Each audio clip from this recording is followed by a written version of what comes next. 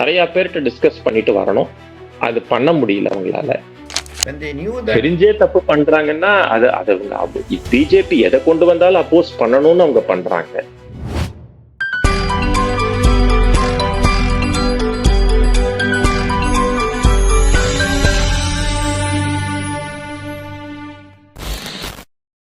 Hi friends, welcome to Tamizhaga pulse. நம்மளோட இப்போ first time இணைஞ்சிருக்காரு mister Srikumar Kannan, world wide famous expert commentator on politics and elections. So வணக்கம் Srikumar Kannan sir, Tamizhaga pulse சார்பாக. இப்போ மோடி இந்த மகளிர் மசோதா எனாக்ட் பண்ண ட்ரை பண்ணாரு. He clubbed it with the constituencies, expansion of constituencies. So அதனால இவங்க டிஃபீட் பண்ணோம் அப்படிங்கிறாங்க. பட் இது இதுல விஷயத்துல மோடிக்கு தோல்வியா இல்ல அது ஒரு மாதிரி ஸ்ட்ராட்டஜிக்கா பண்ணாரா? அவர் just what is your opinion on that? என்னோட ஒப்பீனியன் என்னன்னா, எப்படி நம்மளுக்கு இந்த நம்பர்ஸ் பிஜேபி என்டிஏக்கு இல்லைன்னு தெரியறதோ, prime minister being sitting in the chair, he very well is aware of it. அவருக்கு நல்லாவே தெரியும். ஒரு கான்ஸ்டிடியூஷன் அமெண்ட்மெண்ட் பில் அப்படின்னா ஒரு sitting MPs, the people present in that house, அதுல 2/3 வேணும். That is a basic requirement. So லோக்சபால பாத்தீங்கன்னா 543 எம்பிஸ் இருக்காங்க. அதுல 2 MPs there are vacancies are there. So about 360 MPs அவங்களுக்கு தேவைப்படுறாங்க. So only if you have 360 MPs, you can pass any constitutional amendment bill in Lok Sabha. Similarly, in Rajya Sabha also, 240 MPs irukanga. So adula about you need about more than 180 or something to have that bill passed. So அது ரெண்டு பேர்ட்டையுமே இல்லை. அந்த பிஜேபிக்கு லோக் சபா ராஜ்யசபா 2 ஹவுஸ்லயுமே இல்லை. So they need that opposition help. அப்படிங்கிறது first point. Second, what is the need for bringing this bill அப்படிங்கிறத நம்ம புரிஞ்சுக்கணும். We have to go back to history. அதாவது சென்சஸ், பாப்புலேஷன் சென்சஸ் அப்படிங்கிறது ஒவ்வொரு 10 இயர்ஸ்க்கு ஒரு தடவை நடந்துட்டு இருந்தது. 1951, 1961, 1971, 3 வருஷம், 10 இயர்ஸ்க்கு ஒரு தடவை ஒன் டைம் நடந்துட்டு இருந்தது. 1971ல இட் ஸ்டாப்ட். பிகாஸ் 1975ல அப்புறம் எமர்ஜென்சி வந்தது. அண்ட் அதுக்கப்புறம் அதை எடுத்துட்டு போல அவங்க. So whatever present structure of parliament you are finding லோக்சபால, that is based on the census of 1971. So 71 census base பண்ணி தான் இப்ப இருக்கிற லோக்சபால நம்ம ஸ்ட்ரென்த் பார்க்கிறோம். தட் இஸ் தமிழ்நாட்டுக்கு 39, கர்நாடகாக்கு 28, கேரளாக்கு 20, ராஜஸ்தானுக்கு 25, மகாராஷ்டிராக்கு 48, வெஸ்ட் பெங்காலுக்கு 42. இது போல whatever you are finding now, these are the numbers based on 1971 census. Now இப்போ coming to this bill, why it is being done so? 1971க்கு அப்புறம் 2001ல வாஜ்பாய் பிரைம் மினிஸ்டரா இருந்த போது ஒரு சென்சஸ் எடுத்தாங்க. ஸோ அந்த சென்சஸ்ல they decided to freeze the existing Lok Sabha for another 25 years. ஏன்னா சவுத் ஸ்டேட்ல நிறைய பாப்புலேஷன் கண்ட்ரோல் மெஷர்ஸ் பண்ணியிருக்காங்க. நார்த்ல அந்த அளவு எஃபெக்டிவா இல்லை.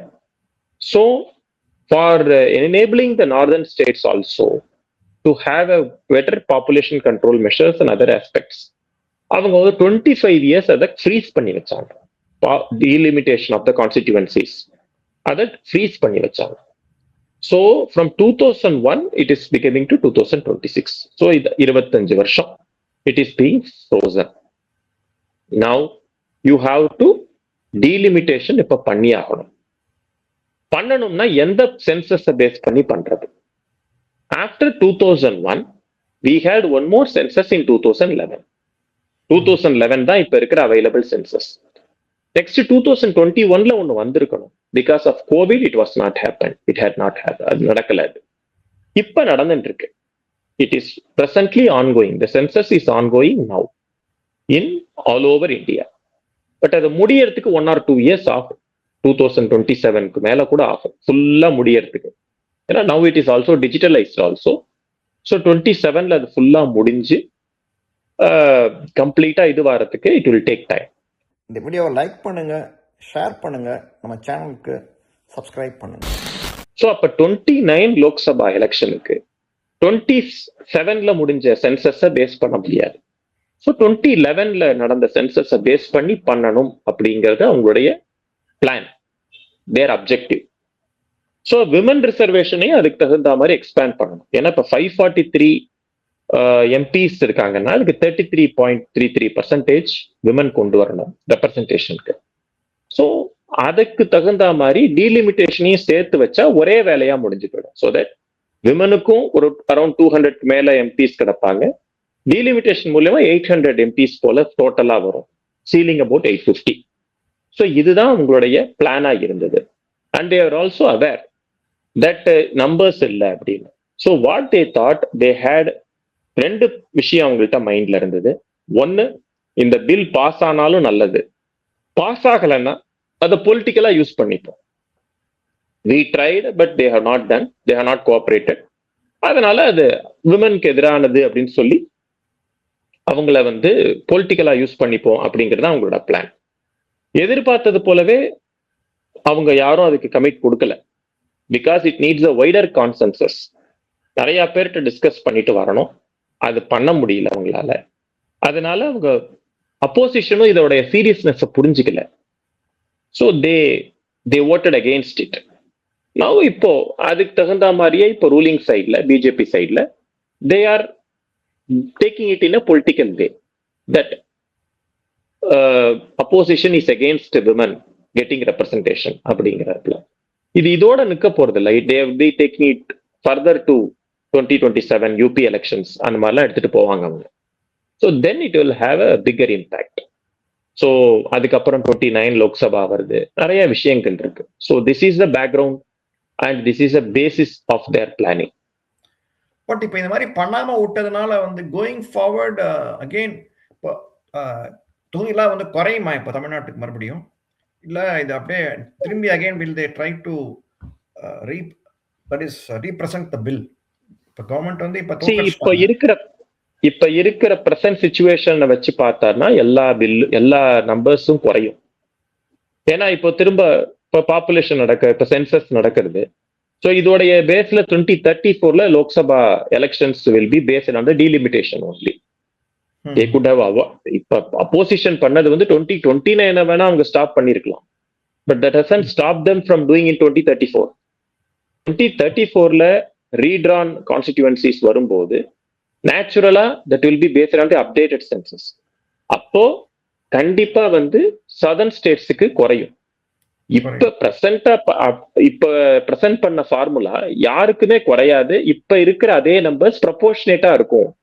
850 நம்பர் 543 இட் இஸ் பிகமிங் 850 அப்படின்னா ஒவ்வொரு ஸ்டேட்டுக்கும் இப்ப இருக்கிற நம்பர்ஸ்ல இருந்து ப்ரொபோர்ஷனேட் இன்க்ரீஸ் கிடைக்கும் அப்படின்னு தான் சொன்னாங்க.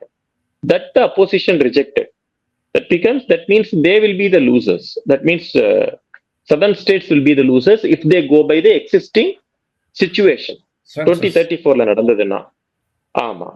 So but I don't think அந்த மாதிரி நடக்கும்னு தோணல. ஏன்னா even after that next Lok Sabha election முடிஞ்சதுக்கு அப்புறம் ப்ரொவைடட் இஃப் பிஜேபி திரும்ப வராங்க அப்படின்னு பார்த்தா அந்த நேரத்துல அவங்க they will bring another fair bill equivalent to this bill so that யாருக்கும் எந்த இன்ஜஸ்டிஸும் நடக்காம அவங்க பண்ணுவாங்கன்னு நினைக்கிறேன்.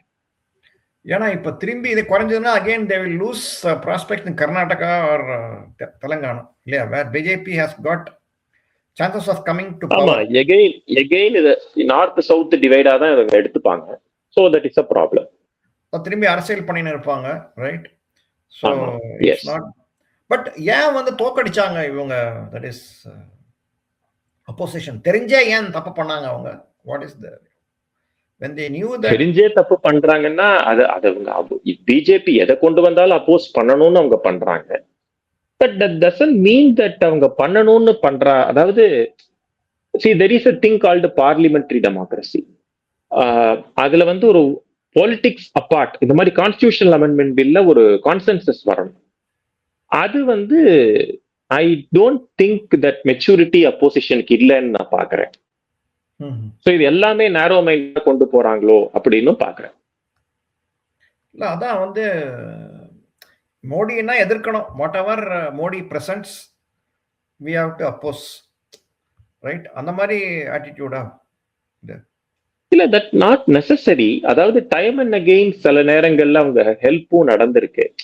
ஃபார் எக்ஸாம்பிள் இப்ப ஜிஎஸ்டி இருக்கு. இப்ப ஜிஎஸ்டி கொண்டு வந்த போது it was a constitutional amendment. அதை வந்து எல்லாருமே பண்ண முடிஞ்சது. அதே மாதிரி இடபிள்யூஎஸ் எக்கனாமிக் வீக்கர் செக்ஷனுக்கு வந்து பெர்சன்டேஜ் ஆஃப் இது கொடுத்தாங்க. So that was also supported by all parties. அதே மாதிரி விமன்ஸ் ரிசர்வேஷனை வந்து 2023 கொண்டு வந்தாங்க. That was also supported by all parties. So இந்த மாதிரி நிறைய விஷயங்கள்ல ஒரு இருந்திருக்கு. பட் 2024 அப்புறம், எஸ்பெஷலி 2024 லோக்சபா எலெக்ஷனுக்கு அப்புறம் ஒரு ப்ராப்ளம் வித் தி அப்போசிஷன் என்னன்னு கேட்டீங்கன்னா, எஸ்பெஷலி வித் காங்கிரஸ் பார்ட்டி. அவங்க வந்து தன்னைத்தானே நெக்ஸ்ட் இப்போ வந்து இப்ப இருக்கிறது கவர்மெண்ட்டே இல்லை, தன்னோட கவர்மெண்ட் அப்படிங்கிற மாதிரி ஒரு ஃபால்ஸ் தாட்ல வந்துட்டாங்க. That is the problem. அப்படிதான் நான் பாக்குறேன். ஏன்னா இவங்க வந்து ஒரு இப்ப வந்து இந்த கவர்மெண்ட் தோத்து, அதாவது Modi is continuing as a prime minister in 2024, even though it is a minority government, அதை வந்து அவர் கண்டினியூ பண்றாரு அப்படிங்கிற அந்த இதுக்கு வந்து இவங்க யாருமே வரல. அப்போசிஷன் காங்கிரஸ் பார்ட்டிக்கு அந்த எண்ணமே வரல. அவர் ராகுல் காந்தி என்ன நினைக்கிறாருன்னா, he is born to rule அப்படிங்கிற மாதிரி ஒரு தாட் ப்ராசஸ் இருக்கு அவருக்கு. ஸோ அது that is the problem of this whole issue. இனிமே எதுக்குமே கோஆபரேட் பண்ணக்கூடாது அப்படிங்கிற மாதிரி. அப்படி இல்லைன்னா எந்த பார்லிமெண்ட்ல எந்த ஒரு நார்மல் டிஸ்கஷனுமே நடக்கலையே, எக்ஸப்ட் ஃபார் பட்ஜெட் பிரசன்டேஷனை தவிர பாக்கி ஒன்றும் ஒரு பெரிய ஒரு நார்மல் டிஸ்கஷனே நடக்கலையே. So that is also baby மாதிரி ஆயிட்டார் அவர். கடக்கலே ஆட்சின்ற அந்த we came near, right? 240 BJP, இவங்க 220 என்னமோ இல்லையா? அப்போசிஷன் கிட்டத்தட்ட வந்தாங்க. 240 பிஜேபி அலோன். அதான் அலோன். என்டிஏவை கன்சிடர் பண்ணா it was much. Yes, Congress is just 99. BJP is 240. If you are taking alliance with alliance comparison, BJP is well above the majority. But the problem with Rahul Gandhi is, despite all the best efforts he put, he was not able to replace Modi. அதுதான் அவருடைய problem. Membership நீங்க எடுத்துக்கிட்டீங்கன்னா channel support பண்ண மாதிரி இருக்கும், ஊக்குவிக்கிற மாதிரி இருக்கும். சேனலில் மெம்பர் ஆகிறதுக்கு நாங்கள் வந்து உங்களை வந்து கோரிக்கை வைக்கிறோம். பட் இப்போ கமிங் பேக் டு இப்போ தமிழ்நாடு அலையன்ஸ் வந்து பார்த்தோம்னா, ராகுல் Gandhi wanted to align with டிவிக்கு இல்லையா? But somehow Sonia Gandhi overruled him. Suppose if Rahul and TVK had aligned, இப்போ வேற மாதிரி இந்த எலெக்ஷன் மாறி இருக்குமா? It would have been a really three-cornered fight. It could have been a different போயிருக்கும். ஏன்னா ராகுல் காந்தி நினைச்சதே வேற.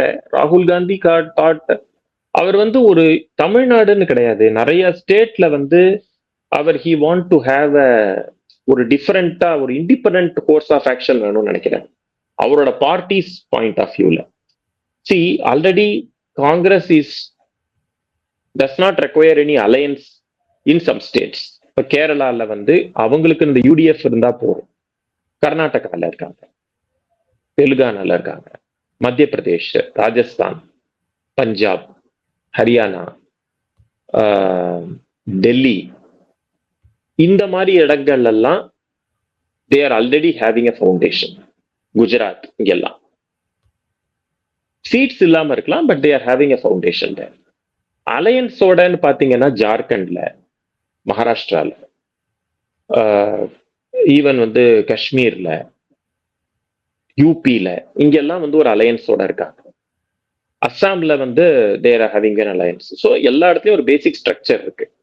ராகுல் காந்தி என்ன நினைக்கிறார் அப்படின்னா, he wants to have ஒரு 2029க்கு அந்த பார்ட்டியை ரெடி பண்ணணும் அப்படின்னு பாக்குறார். So he wants to have wider representation, wider பார்ட்டியோடைய ஒரு இது இருக்கணும்னு பாக்குறாரு.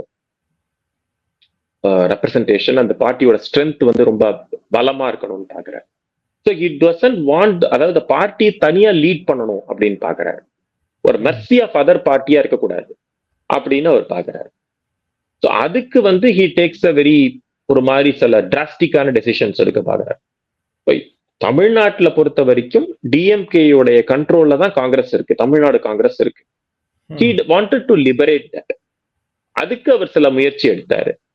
That didn't materialised in this time. நடக்கல. அது நடந்திருந்ததுன்னா வேற மாதிரி ஆயிருக்கும். பட் இந்த தடவை நடக்கல. பட் சப்போஸ் இப்போ if in case if again Congress and DMK come back to power னு வெச்சுங்க தமிழ்நாட்டுல, then the alliance will continue till next parliament election க்கு போகும் இல்லையா? சப்போஸ் இஃப் போகும் இல்ல, அது hypothetical, that is hypothetical question. அதனால அது எப்படின்னு தெரியாது நமக்கு. But if again suppose if ADMK BJP if NDA comes back to power, then Congress may try to align with TVK இல்லையா for 2029. அது ஆகுமா? Congress actually irrespective of the results, யாரு வராங்க போறாங்கன்னு இல்ல, காங்கிரஸுக்கு டிஎம்கேயோட இருக்கிறதுல இஷ்டப்படலாம் அவங்க. ஸோ அது வந்து இட்ஸ் டெம்பரவரி பேட்ச் அப். இந்த எலெக்ஷனுக்காக இருக்காங்க, அவ்வளவுதான் நம்ம பார்க்கணும். ஸோ நெக்ஸ்ட் பார்லிமெண்ட் எலெக்ஷன் உடையும் அப்படின்றீங்க, ஒரு கூட்டணி உடைய சான்ஸ் இருக்கு, பாசிபிலிட்டி இருக்கு. ப்ரொவைடட் அதுக்கு தகுந்த மாதிரி அவர் விஜயும் பாலிடிக்ஸ்லயே கண்டினியூ ஆனாருன்னா அப்ப வந்து காங்கிரஸ் திரும்ப வந்து அதை ரீதிங்க் பண்ணுவாங்க. விஜய் தான் இருக்காரு, ஆமா விஜய் இருக்காரு அப்படின்னா காங்கிரஸுக்கு இன்னும் ஒரு ஹோப் இருக்கும். எஸ் இவர் இருக்காரு. இப்ப இவரை வச்சு போன தடவை எப்படி பிஜேபி பண்ணாங்க இல்லையா, 2024 தனியா நின்னாங்க, 26 அலையன்ஸ்க்கு வந்துட்டாங்க. அதே மாதிரி காங்கிரஸ் அதர்வைஸா திங்க் பண்ணக்கூடும். சரி இந்த தடவை அலையன்ஸ்ல இருப்போம், அடுத்த தடவை தனியா போகலாம் அப்படின்னு நினைக்கலாம். இட் ஆல் டிபெண்ட்ஸ் அந்தந்த பார்ட்டிஸ் உடைய ஸ்ட்ராட்டஜியை பொறுத்து இருக்கு. சப்போஸ் இஃப் என்டிஏ கண்டினியூ பண்றதா இருந்தாலும் பண்ணலாம். Suppose if NDA loses this election 2026, will it continue till next election? இல்ல பிஜேபி உடைச்சுப்பாங்களா இவங்களோட? எனக்கு தெரிஞ்சு that is not a short term arrangement. எனக்கு தெரியல. It will be a long term arrangement. அப்ப அண்ணாமலை நிலைமை வந்து மாதிரி ஆயிடும் இல்லையா? Annamalai will be left in the limbo, right? Because he cannot be just be a mere canvassing person இல்லையா? Not necessary. Annamalai வந்து அவருடைய ஃபியூச்சர் அவரே தான் எழுதுறாரு.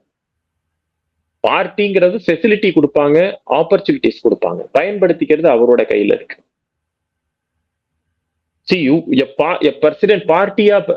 பார்ட்டி பிரசிடென்ட்டா அவர் எப்போதும் எட்டர்னலா இருக்க முடியாது.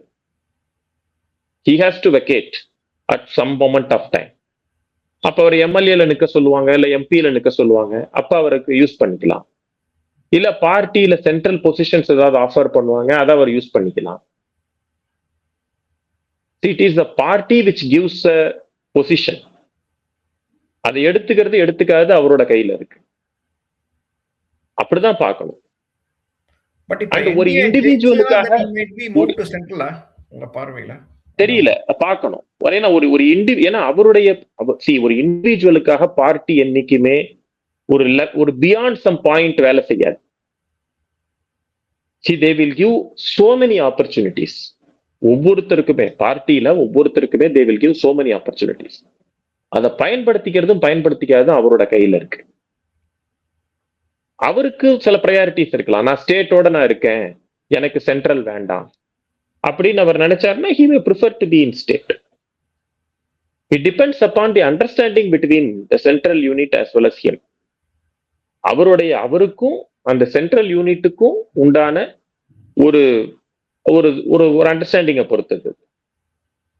Nobody can force anybody.